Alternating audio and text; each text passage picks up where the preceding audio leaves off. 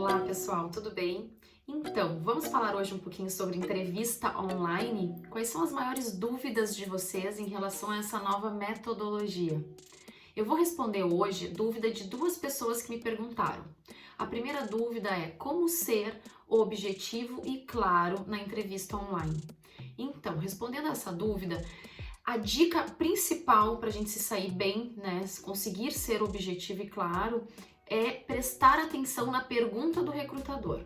As entrevistas online, elas tendem a ser mais breves, a serem mais rápidas.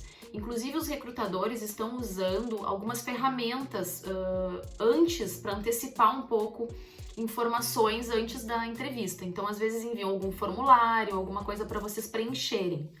Então, quando chega na hora da entrevista, ela realmente é mais rápida, tá?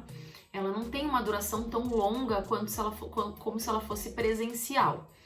Então, a gente precisa estar atento a responder exatamente o que o recrutador nos pergunta, o que o entrevistador nos pergunta.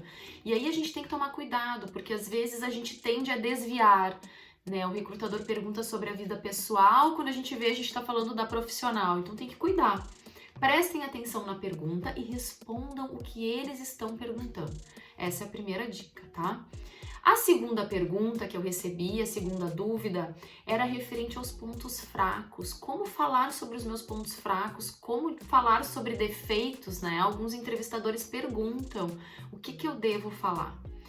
Então, gente, a gente não pode dizer para vocês o que vocês devem falar, porque não existe uma receita de bolo para isso. Mas o mais importante é vocês saberem que ser espontâneo faz diferença.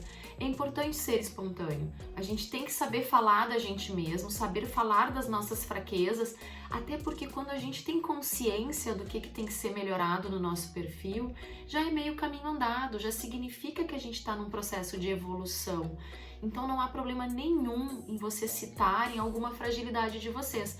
Como, por exemplo, olha, em algumas situações eu tendo a ser um pouco ansioso.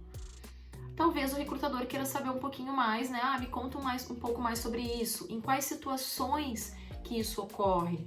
E aí vocês têm que descrever um pouco mais a situação para explicar. Mas não há problema nenhum em falar sobre os pontos fracos. Até porque ninguém é feito só de pontos fortes e só de competências. Nós somos seres humanos e temos as nossas fragilidades, né? O importante é a gente saber administrar as nossas fragilidades e estar em constante crescimento e evolução. Tá legal?